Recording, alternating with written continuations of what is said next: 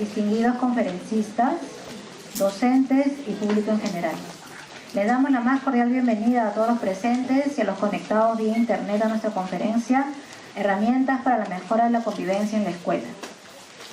Aprovechamos para informarles que desde el presente año se ha previsto la entrega de constancias digitales a la participación a los asistentes que nos acompañen de forma presencial. La información para la obtención de las mismas la podrán encontrar en el folder que se les ha entregado. Asimismo, les comentamos que en el folder podrán encontrar preguntas, una hoja de preguntas para que puedan ir formulándolas a medida que las conferencias avanzan. Y luego las recogeremos para que sean respondidas en la mesa al final con los ponentes. Ahora les dejo con la magíster Mauricia Matos Pampas. Ella es magíster en docencia en el nivel superior por la Universidad Nacional Mayor de San Marcos.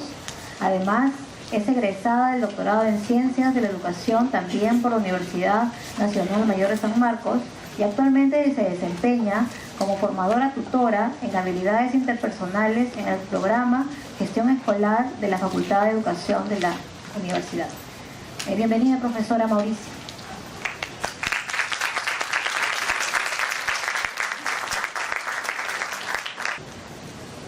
Muy buenas tardes a todos los presentes, agradeciendo a la Universidad Peruana Cayetano Heredia por este espacio que nos brindan y el poder compartir en el tema que tenemos para hoy, herramientas para la mejora de la convivencia en la escuela.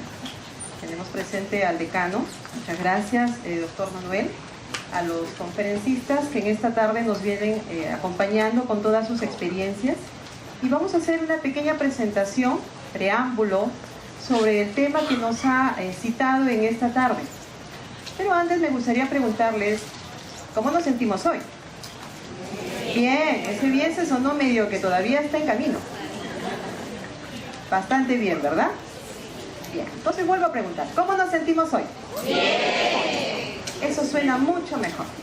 La convivencia tiene que sonar así, tiene que sonar de nosotros y desde nuestro interior, para poder convivir y conciliar en esa armonía que nuestras voces juntan y poder trabajar en esa misma sintonía, ¿verdad?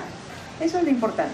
Yo solamente voy a hacer una pequeña presentación en cuanto a qué está pasando hoy en nuestras escuelas, en qué nos centramos, por qué hay tanto trato impersonal, por qué hay tantas situaciones basadas en la desconfianza.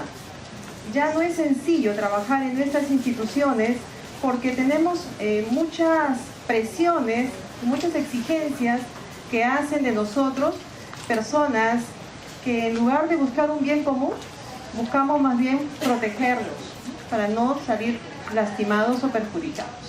Por eso, la convivencia democrática lo que busca es en ese conjunto de relaciones establecer un respeto mutuo, diálogo, en donde se fortalezca a partir de la presencia del director como líder, como la persona que va a conducir estos cambios y va a ayudar a promover estos espacios de convivencia saludable. Además, tenemos que precisar qué buscamos cuando necesitamos fortalecer la convivencia saludable. ¿Qué buscamos? Sentirnos en un ambiente seguro, sentirnos con un trato amable, con un trato cálido, el poder expresarnos con libertad y sentirnos acogidos para poder expresarnos con esa naturalidad que tenemos como personas que viven desde un espacio más positivo. Además, ¿cuáles serán las ventajas de convivir saludablemente en la escuela? ¿Qué logramos o cómo promovemos esto? Primero, tener la sensación de seguridad. ¿Quién no desea estar en un ambiente en donde va a llegar a sentirse acompañado? Además, vamos a tener ese estado de mejorar nuestras condiciones para poder promover la enseñanza, aprendizaje en condiciones más óptimas, con mayor positivismo, porque lo que buscamos es contagiar ese estilo y ese estado para que nuestros estudiantes también puedan sentirse más estables y más seguros a partir de nuestras propias vivencias. Además, cuando vemos que la convivencia saludable nos presenta una especie de compaginar, una especie de buscar la mirada del otro en la mirada nuestra. Por ejemplo, todos estamos aquí interesados en un tema muy importante, pero me gustaría hacer con ustedes un pequeño ejercicio, pequeñito. Todas nuestras manos las tenemos en ambos lados, ¿verdad? Tenemos una persona a la derecha y una persona a la izquierda. A la persona que tengo a la derecha o a la persona que tengo a la izquierda, bueno, si no tengo a nadie, a la que tengo al lado, voy a colocar mi mano debajo de su mano. ¿Sí? Debajo de su mano. Mi mano debajo de su mano. Así, como si yo lo sostuviera. Debajo. ¿Así? Muy bien. Como si yo estuviera sosteniendo su mano. Debajo de su mano. Y lo levantamos ligeramente. Tampoco mucho, porque luego nos va a doler los brazos. Ligeramente. Conforme levantamos o ubicamos esta posición, nos vamos a percatar que yo estoy acompañando desde mi espacio a la otra persona que tengo al lado. Y mi nivel de responsabilidad es para con esa persona. La protejo, la sostengo. Ahora lo vamos a hacer de forma inversa. Ahora yo voy a colocar mi mano y la otra persona la va a colocar encima. Lo que busca la convivencia es eso. Es un compartir desde tu ser interior hacia el otro ser interior. Es conciliar, es compaginar. No solamente es expresarnos sobre ello, sino sentir esa calidez y esa compañía que va a hacer que yo tenga en ti alguien en quien confiar. Muy bien, muchas gracias por ese pequeño ejercicio. Seguimos con el tema. Gracias, muy amables. En la convivencia vamos a encontrar diversos aspectos que nos van a ayudar a generar participación y revisión de los temas por diversos tipos de enfoques, de fuentes o de perspectivas. Tenemos ya una base en el informe de LORS, tenemos otros estudios que van en relación a la competencia que nos van a ampliar tanto María Teresa como Jan en las exposiciones, de acuerdo a sus perspectivas. Así también desde otras investigaciones como tarea, que lo que busca es promover la investigación en nosotros, no solamente como un tema académico, sino como un tema más vivencial. La experiencia que tenemos en el diplomado es buscar esos espacios que generen vivencias, despertar emociones, para que nosotros también podamos compartirlas con toda nuestra comunidad educativa.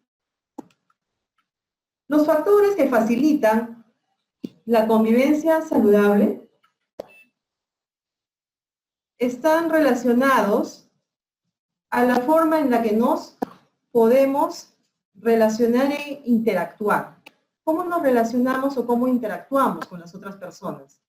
En la manera en la que nosotros nos mostramos o debemos escoger desde pequeños espacios y llevarlos a diferentes etapas o a diferentes momentos en los que vamos a poder promover la convivencia saludable. Son prácticas de relaciones interpersonales entre las personas que comparten con nosotros, desde las máximas autoridades hasta las más sencillas en cada una de nuestras instituciones laborales. Entendemos también que las relaciones tienen que ser fortalecidas y que tienen que establecerse como la columna vertebral de toda institución. Por eso es que las prácticas en ellas tienen que ser basadas en valores, en principios y en escenarios idóneos para que puedan promoverse. Estos factores también deben ir a nivel de los estudiantes. En cuanto a la participación de ellos en sus decisiones, en sus opiniones, en sus criterios, que hagan que ellos resulten personajes activos en las decisiones que las instituciones tomen. Trabajamos en liderazgo positivo, promovemos el trabajo colaborativo, las actividades motivacionales que deben partir desde la autogeneración de estas propuestas que nacen de ellos también. A nivel de los profesores y de las autoridades, también necesitamos una actitud comprometida, responsable con cada una de las acciones que nos toca realizar. No necesariamente porque soy docente solamente o porque soy directivo, tengo una absoluta responsabilidad. Todos somos parte de. vivimos y conciliamos en una misma institución. Es como parte de una familia. En familia todos nos organizamos, nos comprometemos, asumimos responsabilidades. Lo mismo pasa en una convivencia saludable. Buscamos que sea motivadora y conciliadora, generando un liderazgo positivo. A nivel de la institución, necesitamos también que se dé a partir de la integración. Ya tenemos un conjunto de actividades en donde los estudiantes pueden verse integrados en la comunidad a partir de las organizaciones o los grupos estudiantiles. También se promueve el liderazgo, no solamente de las personas que están a cargo en una dirección, sino de todas las personas que son partícipes de estos cambios, promocionando por ello el liderazgo positivo. La amistad es un espacio de respeto mutuo, es un espacio de diálogo coloquial en donde nos comprometemos desde tu ser con el otro ser. Buscamos el reconocimiento de conductas proactivas. Qué saludable es pensar en propositivo, dejar de ser víctima para pasar a ser protagonista, dejar de buscar responsables y asumir los compromisos que nos toca asumir a cada uno. ¿Y qué nos dificulta esta convivencia? A veces encontramos no solamente aspectos ásperos, sino también situaciones que no nos ayudan a que esto se fortalezca. A nivel de los alumnos, tenemos una población que está siendo atacado fuertemente por conductas violentas, por situaciones de mucha rabia intensa, en donde los estudiantes lo proyectan en los juegos, en las actividades, en sus diálogos.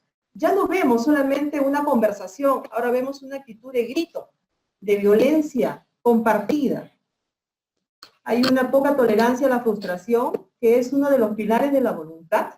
Yo necesito aprender a sobrellevar aspectos negativos que voy a requerir superar para poder desarrollar aspectos saludables, ¿no?, a nivel de mi convivencia. La baja autoestima también es un aspecto que deteriora, no fomenta la autovaloración, tampoco el respeto, porque si tú empiezas con algún tipo de dificultad contigo, vas a tener mucha dificultad con los demás también. A nivel de las instituciones, es importante la forma en la que distribuimos la participación y la ubicación de inclusive las carpetas al interior de cada una de las aulas. La distribución también puede generar un ambiente poco agradable. Y a veces nuestras realidades no nos permiten tener condiciones mucho más cómodas para que nuestros estudiantes puedan estar en manera más activa dentro de las aulas de clase. Existe una dificultad en la animación. No siempre hay actores que ayuden a que la comunidad se integre a las actividades de la institución. Hay algunas dificultades también en cuanto al liderazgo. Se genera poca conducción propositiva en cuanto a este tipo de acciones. Las normas de convivencia, si bien están establecidas, necesitan ser conciliadas entre todos los actores para que puedan promoverse. Si alguno de los actores las coloca con toda la mejor intención, vamos a ver que no surte el mismo efecto de cuando son conciliadas. A nivel de los padres, sabemos y hemos observado en nuestra realidad que los padres tienen muy pocos niveles de intervención. Ellos asisten solo en actividades determinadas y bueno, ahora los tenemos en la celebración del Día de la Madre, así que yo creo que es un momento interesante para aprovechar y poder promover una convivencia saludable. Además, existen dificultades a nivel de violencia, de maltrato, altos niveles de consumos de todo tipo de sustancias que pueden resultar muy tóxicas y familias que están entrenadas en pautas de crianza que buscan promover el maltrato, en algunos casos, o buscan promover el no maltrato. Y esas realidades las recogemos en conjunto, porque tenemos variedades diversas. Tenemos un porcentaje de población que tienen estilos saludables y otro porcentaje de nuestras aulas que tienen estilos poco saludables. Y todos los tenemos en el mismo grupo. Tenemos que ir aprendiendo a cómo ir identificando estas realidades para poderlas ir atendiendo. Con este ejercicio, me gustaría que revisemos qué porcentaje de nuestro tiempo dedicamos para criticar y buscar errores en los demás. a veces como que le damos un tiempo, un 10%, si es una torta y la vamos a partir, ¿qué porcentaje de esa torta le dedico a buscar errores en los demás? Un 20%, un 10%, un 50%. Si fuera más allá de un porcentaje mayor, tendré que ponerme a pensar cuánto le estoy dedicando en un tipo de pensamiento que no ayuda a promover. Que por el contrario, lo que está buscando es más individualidad y no busca consenso. ¿Qué porcentaje de tiempo mostramos gratitud y felicitación a nuestros compañeros? ¿Cuántas veces elogiamos a alguien porque obtuvo algún tipo de mérito? A nuestros amigos, a nuestros compañeros de trabajo. ¿Cuándo nos acercamos a agradecerles por algo? A veces se ha vuelto tan común en el cotidiano vivir que evitamos o olvidamos o simplemente pasamos por alto este tipo de situaciones que son cercanas. Cuando las personas toman una postura positiva, tu estado y tu condición también se torna positiva. Tienes muy buen nivel de optimismo, tienes muy buen nivel de buen humor y sentido del humor. Eso va a generar más endorfinas, eso va a generar menos estrés y vamos a tener mejores condiciones para poder interactuar. ¿Cuál es el mensaje que la mayoría de las personas que te rodean posiblemente están recibiendo de ti? Aprendí de una docente una expresión, una directora muy querida, que dice, una cosa es la cara que tienes o la cara que traes y otra cosa es la cara que pones. De esa sí eres responsable. Es una frase que por ahí uno siempre va aprendiendo en ese transcurrir. Y en este coaprendizaje que tenemos, es maravillosa la experiencia que podamos ir compartiendo. ¿Y de qué forma podemos beneficiar a los demás? En el hecho de que cambies tus pensamientos de crítica y búsqueda de errores en comportamientos de agradecimiento y felicidad, o de felicitaciones. Hagamos el ejercicio, no en este instante, pero llegando a casa. Elogia a tus hijos, a tu esposa, quizás ha hecho un corte de nuevo, quizás ha tenido un gesto agradable contigo, quizás ha tenido algún tipo de amabilidad o cortesía. Qué agradable pensar desde esa perspectiva. Y veremos que no inmediatamente, pero sí en un transcurrir, podemos ir generando cambios y mejoras en nuestra convivencia familiar y desde ese aspecto también en nuestra convivencia educativa. Muy bien. Como les dije, es un pequeño preámbulo. Tenemos la presentación de las personas que van a dirigir el tema de esta noche. Para eso, tengo mucho beneplácito de poderlos presentar. Los he conocido ya, todos conocemos a María Teresa, con toda la amplia trayectoria que tiene. Y a Jan, que lo conozco hace unos minutos, pero pareciera que lo conozco de siempre. Es una extraordinaria persona, es un extraordinario ser humano y me cabe el alto honor de poderlos presentar, ¿no? Para que ellos tengan las presentaciones principales en los temas que vamos a trabajar, que se van a desarrollar en esta magnífica conferencia. Muy bien, vamos entonces a conocer en la ponencia de prácticas restaurativas una herramienta eficaz para la mejora de la convivencia en el ámbito escolar. Y para ello invitamos a Jan Smith, por favor, si te haces presente. Jan. Aplausos cariñosos y cálidos para Jan. Él es instructor del Instituto Internacional de Prácticas Restaurativas Latinoamericanas. Además, es licenciado en Ciencias Políticas. Estudió en la Universidad de Lovaina, es magíster en prácticas restaurativas del International Institute for Restorative Practice en Bélgica. En inglés está para repasar. Instructor y promotor, especialista en la prevención y resolución de conflictos desde diferentes ámbitos, sistemas de administración de justicia familiar, comunitario, escolar y laboral. Fue fundador y director del Instituto Latinoamericano de Prácticas Restaurativas y director de múltiples proyectos sociales por diversos organismos internacionales. Desde 1983, en varios países de Latinoamérica, el Caribe y África. Ha participado como conferenciante invitado en eventos internacionales en Europa, África, Asia, Estados Unidos y Latinoamérica. Los dejo con esos cálidos aplausos que vamos a generar para Jan, ¿sí?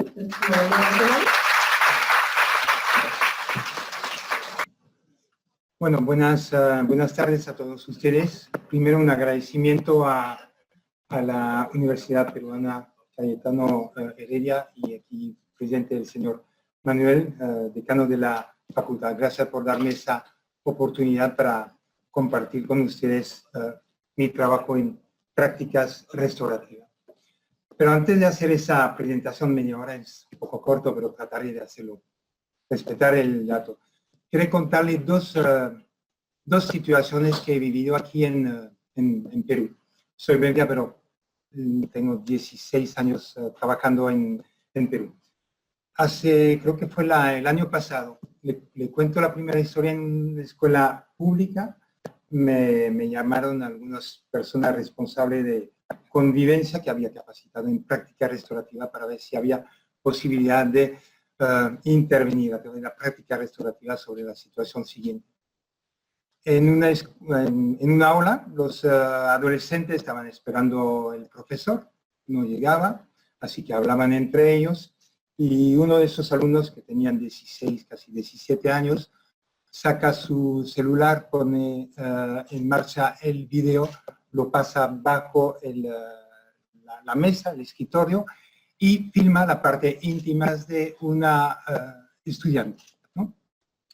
Y terminando eso, manda ese video que acaba de filmar a 5 de sus compañeros por WhatsApp y empiezan a reírse hasta que lo descubren y es todo un problema. Segunda historia, otra escuela pública aquí en Lima, también me llaman por otra situación son 4 estudiantes, 13, 14 años, durante el recreo, 2 de ellos aprovechan para subir en un aula, robar algún dinero y celular de una profesora en distintas aulas. El tercero de campana, ver seguro que no viene nadie, y un cuarto que lo descubre y que hace extorsión. Si no le dan una parte del dinero robado, lo va a contar a la administración. Y hablamos de niños de 13, 14 años. ¿Qué harían ustedes en ese caso, o qué harían en general? ¿Castigar o educar? Educar. Muchas veces decimos educar, pero lamentablemente la primera opción es castigar. Entonces, voy a tratar de tocar las prácticas restaurativas y mostrar lo que se puede hacer en esos casos y otros, por supuesto. Primero, que la práctica restaurativa, su origen viene de la justicia restaurativa, y brevemente explico cuál es la diferencia. Justicia restaurativa es otra forma de ver la justicia. Es casi una filosofía diferente, y para que lo entienda, mejor es hacer un cuadro que compara las dos formas de ver, una visión castigadora, punitiva, o una visión restaurativa. Tomamos un comportamiento inadecuado, una falta. En la visión castigadora es una violación de las normas. Es finalmente un acto que va contra la escuela. En lo restaurativa, esa falta, ese comportamiento inadecuado es un quebramiento de la relación, es una violación de la relación. En general, una visión castigadora no une las personas en conflicto, sino los divide. Lo restaurativa trata siempre de reunir las personas en conflicto. Es cierto que la visión castigadora en general busca, el sistema se centra sobre la culpa, buscar el culpable. ¿Para qué? Para castigarlo. Y muchas veces el tipo de castigo estigmatiza al alumno. Mientras que la visión restaurativa se centra más bien sobre la responsabilidad. Y ser responsable es ser consciente que mi acto, mi comportamiento afecta a otra persona. Y tengo que asumir mi responsabilidad y buscar cómo puedo reparar los daños que he ocasionado y ver en qué posibilidad habría de restaurar las relaciones. Y no estigmatizante, sino es incluyente, ¿no? En la visión castigadora, el ofensor es pasivo, lo castigamos y lo ponemos afuera. Recuerdo de un caso en España, un alumno decidió no ir 3 días en la escuela y pasar su tiempo en el parque, etcétera. Lo descubrieron cuando regresaron a la escuela. La decisión que tomó el comité de convivencia fue suspenderle 3 días de nuevo. Es una locura, pero de nuevo como si el castigo vale más que la educación. Hubiera tenido que quedarse quizás 1 hora más cada día hasta recuperar los días perdidos. Pero bueno, fue lo contrario. La participación en la visión castigadora es decir, es pasiva, solamente recibe. En la visión restaurativa, el ofensor, la persona que comete problema, debe realmente participar, debe responder y le voy a explicar de qué forma y en qué contexto. Castigador, lo que le interesa es el pasado. Restaurador, no solamente nos interesa lo que ha pasado, pero nos interesa el presente y el futuro, que esa persona realmente cambia, se transforme, ¿no? Lo que tiene una visión castigador se enfoca sobre el ofensor y muchas veces nos olvidamos de la víctima. Pero la víctima tiene derechos y necesidades y esas muchas veces no son atendidas. Mientras que una visión restaurativa, la víctima puede obtener que sus necesidades sean realmente satisfechas. Y finalmente, una de las grandes diferencias muchas veces en la visión castigadora punitiva, el conflicto está gestionado por personas externas, mientras que lo restaurativo, todas las personas involucradas en el conflicto, ofensor, víctima, comunidad y por supuesto personal de la convivencia, participan juntos en la resolución del conflicto. ¿Cuál es la diferencia con la práctica restaurativa? No esperemos que los conflictos o las tensiones lleguen. ¿Qué podemos hacer para evitar eso y crear un clima, como se ha comentado antes, de convivencia sano, fuerte y evitar ese tipo de problemas? Es decir, tiene un enfoque proactivo, crear un sentido de comunidad, preventivo y reactivo. En otra palabra, la justicia restaurativa está incluida dentro de las prácticas restaurativas. Sí, la práctica restaurativa es una ciencia social. Hoy en día en algunas universidades hacen diplomado en práctica restaurativa y también maestría en prácticas restaurativas. Si bien los ámbitos de intervención de la práctica restaurativa son múltiples, nosotros nos vamos a concentrar en lo educativo, pero en un principio comenzó en el sistema de justicia, luego entró en escuela, pero también vale por lo laboral, porque hay conflictos dentro de los equipos, y también hay conflictos, tensiones dentro de las familias. Y, por supuesto, también tema comunitario. Eso es un listado de las prácticas restaurativas, lo que puede contribuir, lo que puede aportar. Y hay estudios que lo demuestran, incluso aquí en Perú. Reducir las malas conductas, la violencia, hostigamiento escolar, el bullying, mejora realmente la conducta de los estudiantes, pero también de los profesores, empodera a los actores, todos que se incluyen dentro de una escuela.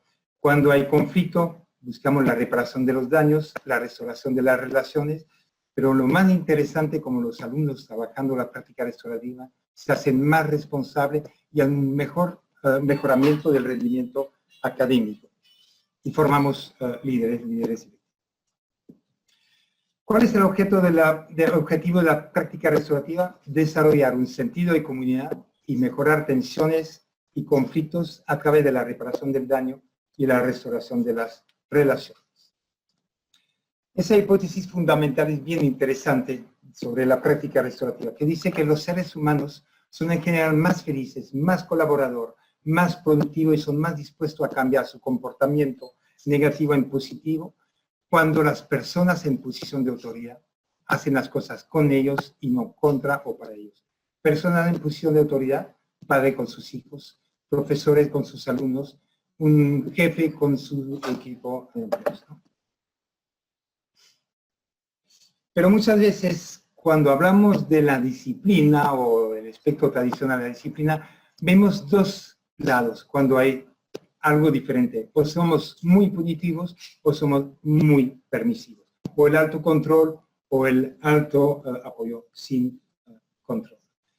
La ventana de la disciplina social es algo que me encanta enseñar a muchísima gente y principalmente también a todos los que tienen autoridad, porque de eso se trata. Dos ejes, uno vertical que llamamos control, es tener disciplina, saber poner límites, tener expectativas. Un profesor que quiere que su alumno sea puntual, ponga atención en el curso, colabora con sus pares, haga sus tareas bien y a tiempo, etcétera, etcétera. Eso es dentro del control, hay expectativas, ¿no? Apoyo es presencia, saber guiar, acompañar, orientar, motivar, alentar, todo eso. Si cruzamos esos dos ejes y que estamos en el ámbito escolar, un profesor que lo que le interesa es alto control, pero sin capacidad de dar apoyo, será un profesor muy autoritario, punitivo, que termina actuando en contra de sus alumnos. Puede ser que mientras él tiene el control va a poder manejar todo. Una vez que tiene sus alumnos de espalda, ya los alumnos harán lo que le desean, ¿no? Finalmente es actuar en contra de sus alumnos y es muy estigmatizado. Al inverso, de mucho apoyo, pero sin capacidad de tener un mínimo de disciplina, límites y expectativas, entramos en lo permisivos, protector, paternalista, haciendo las cosas por ellos. El negligente es ni uno ni el otro. No hay control, no hay apoyo, es totalmente indiferente, pasivo, no hace estrictamente nada por su alumno. Lo que llamamos nosotros restaurativo es los dos ejes que son importantes. Alto control, pero con alto apoyo. Uno solo no da resultado. El enfoque restaurativo, es lo que dice Braithwaite, un criminólogo, fíjese, se confronta el comportamiento con desaprobación, pero dentro de una perspectiva de respeto y apoyo. Si les pregunto cuáles son las metas de los sistemas actuales de disciplina escolar, en general, no ni en el colegio donde usted interviene, pero en general lo que queremos es que nuestros alumnos se comportan bien, se comportan correctamente. Y si no lo hacen, muchas veces será el castigo. Pero ¿hasta qué grado este castigo funciona y que por el castigo, es decir, tengo miedo que me castigan, entonces me voy a comportar bien, o me he comportado mal, me castigan y ahora ya no me voy a comportar mal? ¿Qué hacemos cuando un castigo no funciona? Muchas veces damos un castigo más fuerte, una capa más de castigo, ¿no? Pero miren lo que dijo ese criminólogo Braithwaite. Un criminólogo en general, su pregunta es ¿por qué la gente comete crímenes, delitos? Él hizo esa pregunta, al revés. ¿Por qué la mayoría de la gente se comportan correctamente la mayor parte del tiempo? Es verdad, correctamente, ¿qué significa para uno o para otro? Pero en general, que sea ustedes a las 3 de la tarde en la avenida Bancay o a las 6 de la tarde en los bus de Lima, a pesar que están llenos. No es cierto que la mayoría de la gente se comporta bien, correctamente. ¿Por qué? Por la educación, por los valores que le enseñaron sus familias, ¿no? Porque le gusta sentirse bien, ¿no? Porque espera también que la persona se comporte de la misma forma que él se comporta con ellos. Entonces, vuelvo a decir, ¿qué es mejor? ¿Educar o castigar? Proceso justo muchas veces de lo que nos falta dentro de esa escuela. No demos suficientemente voz a los niños. Los niños necesitan hablar. Los niños, como nosotros adultos, tienen también conocimiento, tienen experiencia, tienen pensamiento. Tenemos que darle voz a ellos. La práctica restaurativa que voy a explicar más adelante en detalle le permite. Proceso justo es una participación, pero una participación realmente activa, donde su voz está escuchada. Lo que los estudiantes necesitan, muchas veces nosotros adultos tomamos decisiones, pero nos falta explicarles por qué tomamos esa decisión y no otra. Y eso es importante, por eso muchas veces reaccionan, que no entienden. ¿Cuántas veces nosotros tomamos una decisión, pero sin dar explicación? Y luego, por supuesto, una vez que la decisión está tomada, hay que ser muy claro también en las expectativas que tenemos. Otra cosa que nos falta, tomar en cuenta las emociones. Los psicólogos, y me imagino que habrá aquí psicólogos, expresar libremente sus emociones permite realmente que las relaciones sean más sanas, más fuertes. Entonces tenemos que crear dentro de las escuelas espacios donde los estudiantes pueden expresar esas emociones, que sean positivas y que sean negativas. Positivas, que las expresan y nos hacen sentir bien, y estamos bien y contentos. Si es tan negativa, que se siente con miedo, temor, vergüenza, tenemos que hablar de eso. ¿Y qué podemos hacer para resolver eso? Y que se disipan, que se diluyen, que se vayan, ¿no? Pero para poder trabajar eso, hay que dar un espacio donde pueden expresar esas emociones, y voy a decir cómo. Yo he trabajado en algunas escuelas, una de ellas en Estados Unidos, donde mandan en esa escuela, no me gusta decirle algo así, pero los chicos malos, los chicos que fueron expulsados de colegio por mal comportamiento. Y en esa escuela se implementan las prácticas restaurativas. Lo primero, fomentar la conciencia. Es muy fácil decir uno, tiene que tomar tu responsabilidad. Pero para tomar su responsabilidad hay que ser consciente que mi acto afecta a otra persona y de qué manera, ¿no? Ese es el primer trabajo. Segundo, eso no sirve. Regañar, sermón moralizador. Miren, esa foto es magnífica. El chico mira a su padre diciendo, ¿cuándo termina? Eso no me sirve, no me entra. O ya lo has dicho 10 veces y no cambio. Eso es importantísimo. ¿Cuántas veces hemos escuchado en un aula? Es el malcriado, es el vago de la clase, es el rebelde. Profesores, lo he escuchado yo personalmente. Sobre todo cuando hablamos de adolescentes que están en pleno crecimiento, buscando una propia identidad. Si seguimos así, terminamos que el vago dice, pero si soy el vago de la clase, ¿por qué voy a trabajar? Si soy el malcriado, me toca hacer malcriades. Si soy el rebelde, es mi trabajo de ser rebelde. Y lo que hacemos es fomentar a que sea así. Hay que saber separar el acto de la persona. No estoy de acuerdo que no te esfuerzas, que no trabajas, pero no rechazo a la persona. No aceptamos malcriades aquí, malas palabras, insultos, pero no rechazo a la persona. Me toca trabajar con esa persona de ese cambio. Lo importante, el castigo, como le decía, hace que la persona sea pasiva. No actúa, no tiene que decir nada e incluso termina sintiéndose como víctima, no como ofensor. No me quieren. Ahí sí, van a tener la posibilidad que su voz sea escuchada, de contar su historia, pero de entender también cómo ha afectado a otro y quizás de hacer el cambio posible.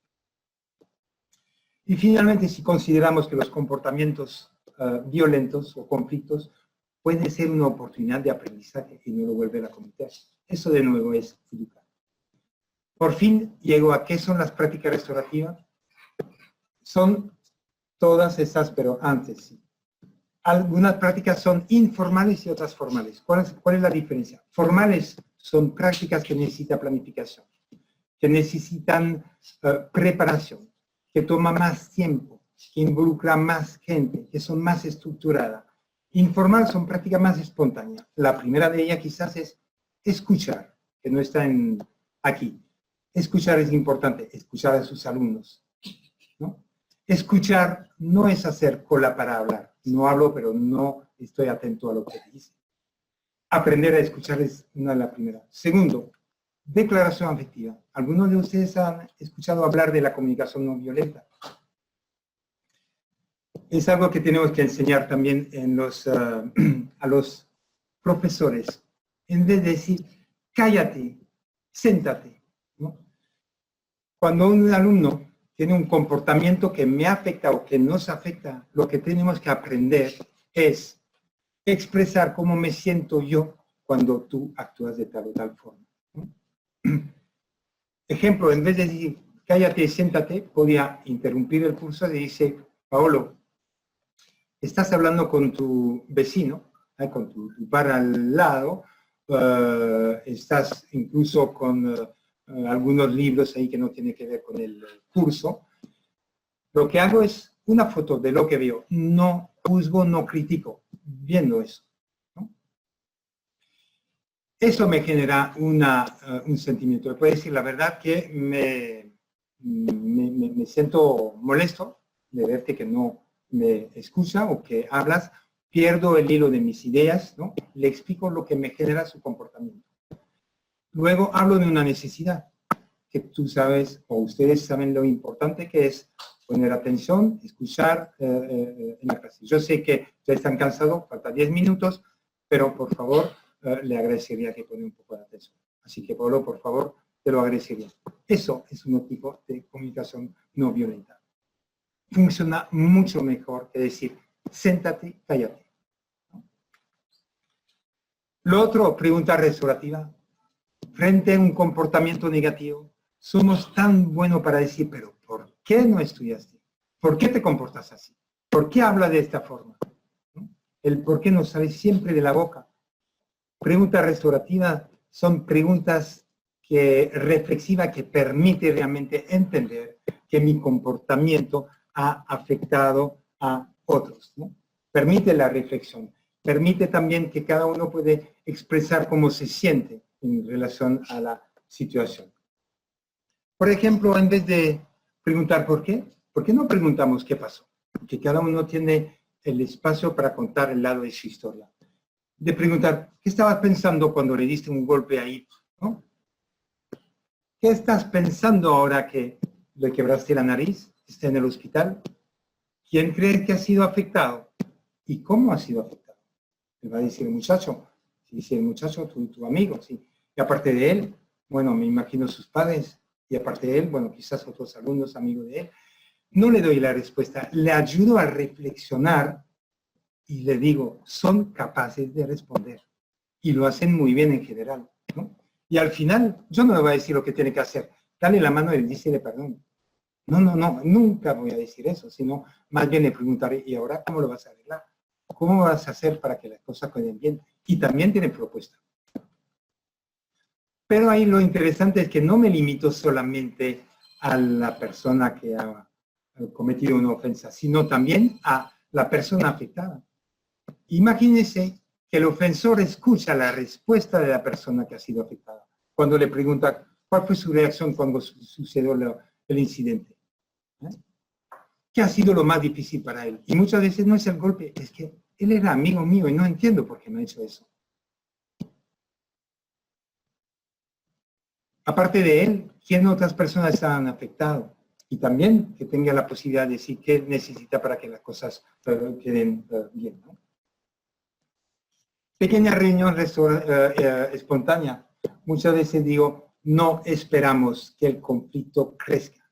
Llamamos, sentémonos, demos esas tarjetitas. Tengo algunas de los que están interesados por esa pregunta, se lo puede distribuir. No tengo para todos, pero tengo bastante. Hacen uso de esa tarjeta y van a ver cómo responderá, ¿no? Y muchas veces podemos llegar a compromiso. No compromiso que decido yo, sino compromiso que ellos tomen, ellos mismos, que están parte del conflicto. Círculo es lo que más amo. La semana pasada estaba en Oxapampa, en un colegio. Hice círculos sin conocer a los alumnos, me pasé una hora con ellos. Los círculos son fantásticos. ¿Qué son? ¿Por qué surgió lo promuevo? Y se le pregunté a los alumnos, casi me respondieron todo eso. Es que en círculos hay mejor conexión. En círculos nos sentimos más en seguridad. En círculos hay igualdad, no hay uno que es más importante que el otro. En círculo hay más unidad, nos sentimos más comunidad, ¿no? En otra palabra, el círculo no hay esquina para esconderse. En círculo todo el mundo puede hablar. En círculo no hay un inicio, no hay un fin. Los círculos, le digo, es poderoso. Primero los círculos, ¿cuánto tiempo pasamos a resolver conflictos? Pero si pudiéramos usar ese tiempo en crear un sentido de comunidad, crear capital social, hacer que los alumnos se conozcan, hablan entre ellos, se relacionan, se conectan. Y no hablo de WhatsApp o de Twitter, ¿no? Los círculos permiten que pueden hablar de temas que los interesan. Podemos preparar actividades, podemos evaluar actividades, la presentación que hizo mi compañera antes, los ciclos permiten todo eso. El bullying, por ejemplo, tema de bullying, la mejor forma es en ciclo, hablar con ellos en base a su conocimiento, sus experiencias, quizás usar un soporte con un pequeño video o una historia y preguntar qué saben o cuáles son los factores que identifican al bullying, se sorprenderá de todos los conocimientos. Por supuesto que nosotros tenemos que corregir lo que no es correcto o completar lo que no se ha dicho. Pero se va a sentir ellos considerados. Hacemos las cosas con ellos. Reunión restaurativa, en vez de castigar, es una forma voluntaria. Quiero decir, no es nada obligatorio. Es una reunión estructurada que es manejada por un facilitador. Cuando hay un conflicto como las dos historias que le he contado al principio, las cuales fueron resueltas por una reunión, a través de una reunión restaurativa, hay una preparación previa muy importante. Hablar con el ofensor, que por lo menos ayudarle a que reconozca que su comportamiento no fue lo adecuado, que su comportamiento ha ocasionado daño a otras personas y ver si está dispuesto a encontrarse con la persona que ha ofendida y otras. No lo puedo obligar, pero para él es mucho más difícil de enfrentarse. Pero por lo menos es una quizás oportunidad para solucionar la situación. Entonces, si hablamos de un ofensor, estará en los casos que le he comentado, acompañado de uno o de dos de sus padres, puede estar acompañado de un profesor que también lo conozcan y que no entiende por qué han actuado de tal forma, que ven también cosas positivas de él, pero también está muy decepcionado por su actitud. Pero también las personas afectadas voluntariamente pueden aceptar que es una oportunidad para ellas de poder satisfacer sus necesidades. Por ejemplo, decir cómo se ha sentido, decir cómo ha sido afectado. Aparte de ellos, ¿quién más ha sido afectado? ¿No? ¿Qué quisiera para ser reparado? ¿No? Esos encuentros entre ofensor, afectado, acompañado de comunidades, en la cual puede participar también responsable de convivencia, es la mejor forma de resolver conflictos. Esas dos historias que le he comentado, que honestamente la directora tomó un riesgo, porque usted sabe que normalmente se debe denunciar en CICEBE, ¿no? Este tipo de situación que esperamos nosotros para ver, porque había un acuerdo de los padres de familia, de todos presentes, no es que solamente lo tomamos nosotros, hicimos un seguimiento y se cumplió a cabalidad todo lo que se había decidido durante esa reunión. Y las relaciones entre esa persona, esa muchacha que fue filmada y los muchachos, fueron realmente una mejor relación. Es decir, hay forma de resolver, pero lo principal de las prácticas restaurativas es crear un sentido de comunidad, es conocerse, conectarse, y eso va a reducir realmente los conflictos y las tensiones dentro de la escuela. No sé cuánto tiempo me queda, todavía tengo unos 5 minutos. Ya pasé, qué pena. Bueno, los que están interesados, tengo tarjeta, le puedo mandar artículos, lo que desean. En Perú, vivo en Perú, organizo también curso, lo que están interesados, la verdad que yo estoy dispuesto. Muchas gracias por la oportunidad y disculpe por haber sobrepasado el tiempo. Vamos entonces en esta tarde ahora, noche, para pasar a la siguiente conferencia. Pero antes vamos a presentar a la persona que nos va a conducir el tema. Tenemos a María Teresa Ramos Flores, coordinadora general del programa educativo Valores y Disciplina en los colegios de la región Callao, y su ponencia sobre gestión de la convivencia en la escuela, las experiencias en las instituciones educativas de la región Callao. Antes quisiera leer todo aquello con lo que cuenta dentro de su trayectoria. No se preocupen, no es media página. Psicóloga y educadora, del Máster Internacional en Enseñanza y Aprendizaje Abiertos y a Distancia por la UNED de España, egresada de la Maestría en Educación con mención en Docencia del Nivel Superior de la Universidad Nacional Mayor de San Marcos y del Doctorado en Educación de la Universidad Particular San Martín. ¿Correcto? Fue asesora técnica de la Dirección General de Desarrollo Académico de la Asamblea Nacional de Rectores, directora nacional de Tutoría y Orientación Educativa del Ministerio de Educación desde el 2007 al 2013. Cuenta con una amplia experiencia en el diseño e implementación de programas de capacitación docente para el sector público, privado e internacional. Adquirida en diversos espacios de coordinación multisectorial, ha sido autora y coautora de textos y guías para la formación docente. Recibimos con palmas cálidas a María Teresa.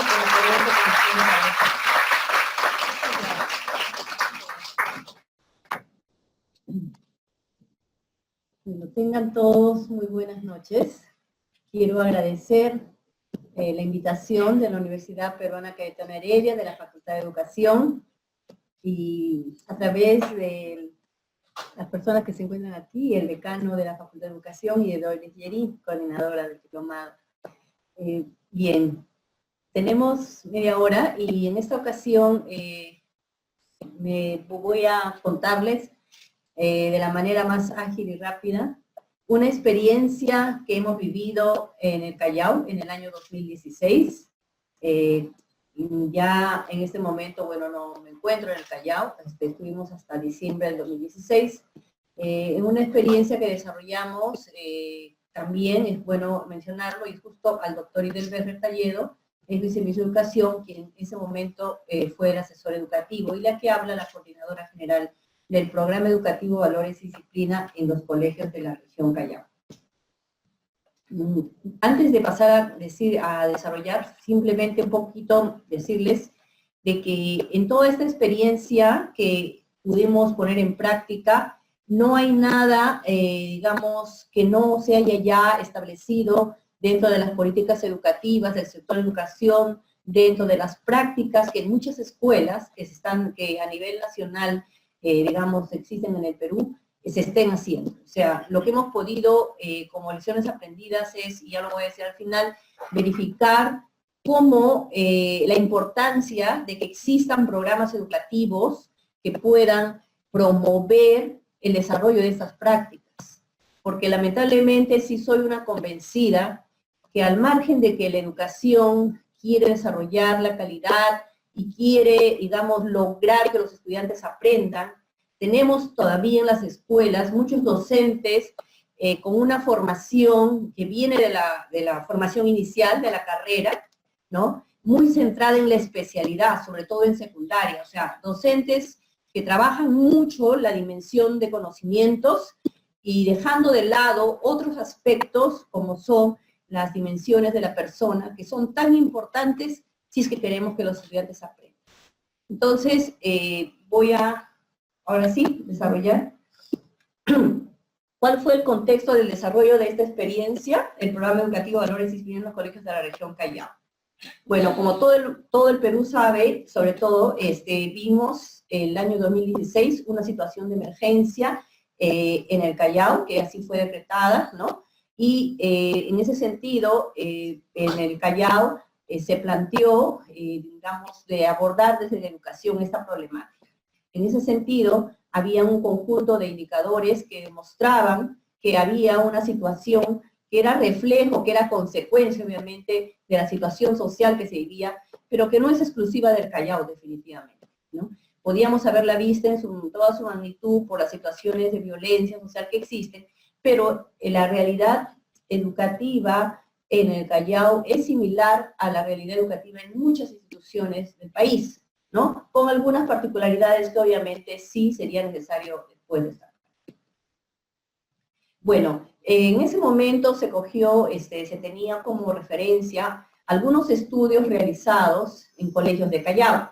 Me estoy refiriendo, por ejemplo, a un estudio realizado en colegios de primaria, en el cual, en lo que se refiere a la convivencia escolar, se identificaron que los estudiantes, ante una serie de activos que se les hacían, ¿no?, y entrevistas y cuestionarios, habrían expresado lo que todo el mundo sabe, o sea, la situación de acoso que sufren por sus compañeros, ¿no? Expresado en las cifras que ustedes ven ahí, ¿no? Estudiantes que manifestaban que no se les hablaban, que no los dejaban jugar con otros compañeros, que eran llamados por sobrenombres, ¿no? O que les decían que no se junte con ellos. Entonces, era una estadística, ¿no? Que, como digo, no es única del Callao y que la podemos encontrar en muchas instituciones. Pero lo que aquí se quiere destacar es que había indicadores que nos decían que era necesario poder poner atención a estos aspectos, ¿no? Entonces, como ustedes ven, esos son datos que fueron, digamos, que se fueron mostrando en su momento para ver que había situaciones que había que trabajar. Entonces, en este estudio que se hizo en educación primaria, ¿no? El 41% de los alumnos, ¿no? Entre tercero y sexto, señalaban haber sido víctimas de algún nivel de acoso y agresión, ¿no? Igual, el tema no era por cuestión de género, solo en hombres o mujeres. En realidad, veían, mejor dicho, solo en los hombres, ¿no? Que a veces se cree que es una... No, al contrario, eran similares en los porcentajes, el 40.8% de los varones y el 41.2% en mujeres. En realidad, una pequeña diferencia que también se da entre chicas. También, como todo es conocido, esto no es algo nuevo, se tenía una estadística relacionada a embarazo entre adolescentes, ¿no? Que también se identificó como una problemática asociada al desarrollo de la sexualidad y que también algunas de esas situaciones estaban asociadas a situaciones de riesgo familiar en las cuales también se encontraban las estudiantes, ¿no? Según la estadística de la DIRESA, ¿no? Había un porcentaje de estudiantes que se embarazaban a tempranas edades y en etapa escolar. Bueno, el consumo de drogas ilegales, que tiene una estadística nacional, obviamente, debido a todos los años de estudios de consumo de drogas en escolares, y la estadística, en este caso, que se presentó, estaba asociada a un estudio de prevalencia de consumo de marihuana en escolares de secundaria de Lima y Callao, ¿no? Estaba Callao. Y lo que vemos ahí es fundamentalmente que había una relación entre el consumo de drogas y las relaciones familiares o el nivel de atención que los padres pueden darle a sus hijos e hijas, como una cuestión general. Entonces, eso dentro de alguna información como datos que se tenía, ¿no? Y que se vio importante en este caso destacar. Bien, ¿qué se propuso entonces desde la educación para abordar la situación de emergencia en el Callao? Bueno, ante esta situación se planteó en el gobierno regional del Callao a través de una ordenanza, que es una norma de más alto nivel en un gobierno regional, la ordenanza 0002, se aprobó el programa educativo Valores y Disciplina, ya en los colegios de la región Callao, y en el cual se autorizaba la implementación de los servicios profesionales de psicólogos y de los subdirectores de disciplina, ya que para eso se expidió una resolución educativa regional en el Consejo Ejecutivo de la región, se sacaron un conjunto de normas refrendadas por la Dirección Regional de Educación del Callao, normas para la gestión de la tutoría, los valores y la disciplina en los comités de tutoría, valores y disciplina, perdón. Se sacaron también normas para todo lo que iba a ser el proceso de selección de los directores de disciplina, que eran líderes, docentes con un conjunto de cualidades que podrían estar en condiciones de poder un poco orientar este trabajo que se iba a realizar en la institución educativa. Y para el contrato también de psicólogos escolares con un perfil, ¿no? Aquí pudimos ver que muchos de los psicólogos que salen de las universidades tienen un perfil preferentemente ligado hacia la clínica, ¿no? Y no necesariamente hacia el campo educativo. Entonces, tuvo que hacerse todo un proceso de inducción para que puedan, digamos, trabajar en las instituciones educativas, ¿no? Porque de no ser así, no iba a haber suficiente cantidad de psicólogos para las 70 instituciones educativas de secundaria que se iba a trabajar en el Callao. Pues ahí están, en Callao y Ventanilla, se trabajó en todas las instituciones de gestión pública directa de Callao, ¿ya? Y se planteó que debía focalizarse la atención preferentemente a los estudiantes de tercero, cuarto y quinto. Sin embargo, en la práctica no sucedió así, se extendió a toda la secundaria, incluso en algunos casos hasta primaria, ¿no? Cuando los colegios tenían esas notas.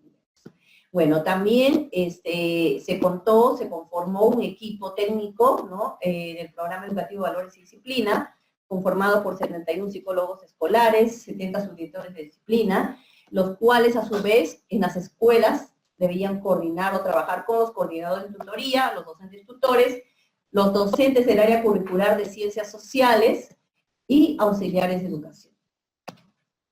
¿Cuál fue la finalidad de este programa educativo? El programa educativo Valores y Disciplina lo que quería era contribuir a la educación integral de los estudiantes de tercero, cuarto y quinto en el desarrollo de aprendizajes que privilegien la internalización y práctica de valores en su vida escolar, familiar y comunitaria, para autorregular su comportamiento social con disciplina en el marco de una convivencia pacífica, con límites, sin impunidad y mejora de la calidad de vida.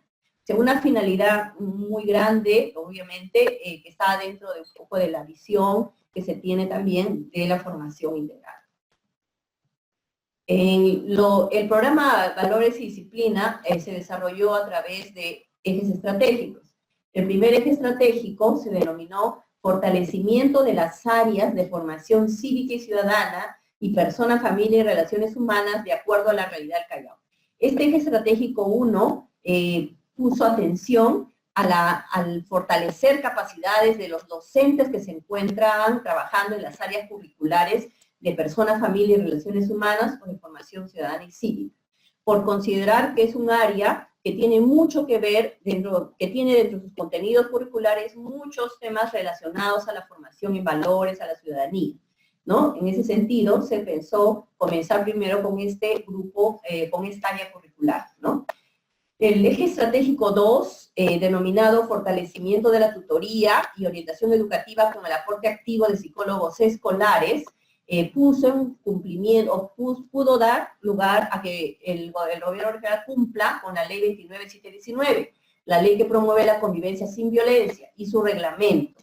En ese sentido, este fue un eje muy importante que ya voy a luego mencionar, ya porque a partir de este eje se pudo desarrollar muchas acciones con la participación de los psicólogos para poder trabajar la convivencia en los colegios de la región Callao, en el marco del programa. El eje estratégico 3 se denominó priorización de la disciplina escolar con valores, bajo el liderazgo y la gestión de un subdirector de disciplina escolar a tiempo completo en la institución educativa. A diferencia de lo que puede parecer a primera vista cuando se escucha la palabra disciplina y se piensa en la disciplina autoritaria, punitiva, ¿no? O de control, no externo, la idea aquí era definitivamente cómo lográbamos más bien la disciplina, ¿no? A partir de la autorregulación, ¿no? Para lo cual, cuando llegue el momento, voy a destacar el gran aporte que fue todo el enfoque de prácticas restaurativas, ¿no? Entonces, aquí se contaba con una persona que, además de sus horas, tenía horas, digamos, para poder dedicarse a coordinar y gestionar en la escuela los valores y la disciplina.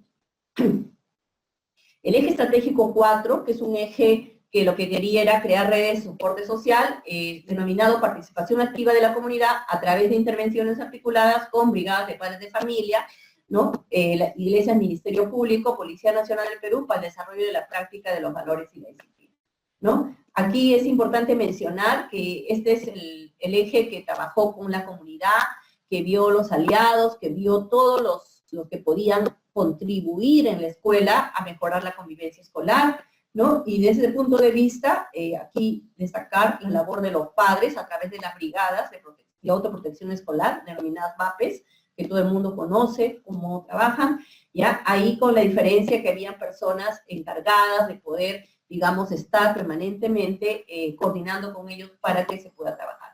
Aquí se contó con el apoyo de la policía, con formadores policiales, sobre todo para trabajar con los niños, con los estudiantes que estaban en situación de riesgo social, en la parte de poder apoyarlos, dándoles orientaciones o dándoles un poco el panorama de lo que significaba poder, digamos, incidir o poder desarrollar situaciones que puedan poner en riesgo su integridad física y les puedan hacer infringir la ley, ¿no?